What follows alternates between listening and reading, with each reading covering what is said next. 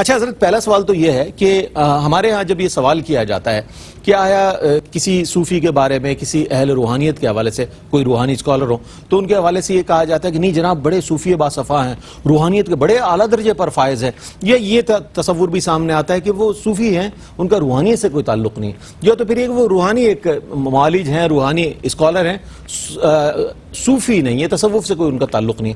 تو یہ فرمائیے گا کہ ان دونوں طبقات میں کوئی مناسبت ہے، مطابقت ہے؟ اس حوالے سے کوئی ارشاد فرمائیے گا. بسم اللہ الرحمن الرحیم. اللہم صلی علی سیدنا و مولانا محمد وعلی آلہ و اصحابہ وبارک وسلم. بڑا ہی اہم ٹاپک ہے اور بڑا ہی اہم سوال بھی ہے. جی، بات یہ ہے کہ تصوف، اس پر گفتگو ہو چکی ہوگی کہ اس کا مادہ کیا ہے، اس کا مطلب کیا ہے. میں ایک جملے میں عرض کر دوں کہ تصوف یعنی اختیار کرنے والا جو صوفی ہوتا ہے نا، وہ جڑا ہوا ہوتا ہے اللہ رب العالمین سے. سبحان اللہ. ہر چیز سے ہٹ کر اللہ تعالیٰ اور اس کے رسول کے احکامات پر عمل کرنا اور رسول اللہ صلی اللہ علیہ وسلم کی اتباع کرنا، یہ اصل میں صوفیت ہے، یہ اصل میں تصوف ہے. اچھا، دوسری بات یہ ہے کہ تصوف کو جب ہم مادیت کے مقابلے میں دیکھتے ہیں تو ہم اسے روحانیت کہتے ہیں. سبحان اللہ. جب اسی تصوف کو ہم ظاہر پرستوں کے مقابلے پر دیکھتے ہیں تو ہم اسے پھر عام طور پر طریقت کا نام دیتے ہیں یا باطنیت کا نام دیتے ہیں. اور اسی تصوف کو جب ہم اشراقیین کے مقابلے پر دیکھتے ہیں تو اسی تصوف کو اس کے اصل نام تصوف کے نام سے دیکھتے ہیں اور مقابلے پر اشراقیین کے ہم تصوف کہتے ہیں. اچھا، اب اس کی یعنی تمہید جو میں عرض کروں وہ یہ ہے کہ اصل میں فیثاغورس جو تھا، اس کے فلسفے اور اس کی فکر کو بڑھانے والے، آگے کی طرف لے جانے والے دو بڑے گروہ تھے. ایک کو کہا جاتا تھا مشائین اور ایک کو کہا جاتا تھا اشراقیین. اچھا، مشائین جو تھے وہ عقل کی بنیادوں پر فیثاغورس کے فلسفے کو، اس کی فکر کو آگے کی جانب بڑھا رہے تھے اور اس سے لیڈ کر رہا تھا ارسطو. عام طور پر یہی کہا جاتا ہے. اور پھر ان کے مقابلے پر ارسطو اور مشائین کے مقابلے پر متکلمین آئے، جنہوں نے ان کے فلسفے اور منطق کو اور ساری چیزوں کو ایک جگہ ڈھیر کیا اور اسے جھنجھوڑ کر رکھا، اور اصل جو اسلامی تعلیمات تھیں وہ عقل کی بنیادوں پر پرکھ کر اسے سامنے لایا گیا.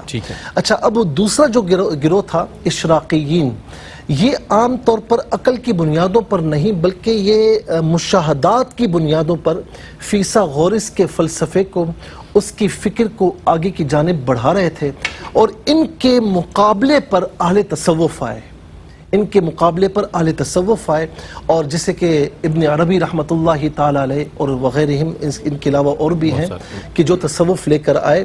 تو اب یہاں پر بات یہ ہے کہ یاد رکھیں کہ تصوف جو ہے یہ باطل قوتوں کے مقابلے پر آیا ہے، اور باطل قوتوں کے مقابلے پر آ کر ان کے فلسفے کو، ان کی فکر کو جھنجھوڑ کر اس کی تردید کی، اسے باطل قرار دیا، اور اسلام کا جو صحیح فلسفہ تھا، اسلام کی جو صحیح فکر تھی، اسے سامنے لایا ہے.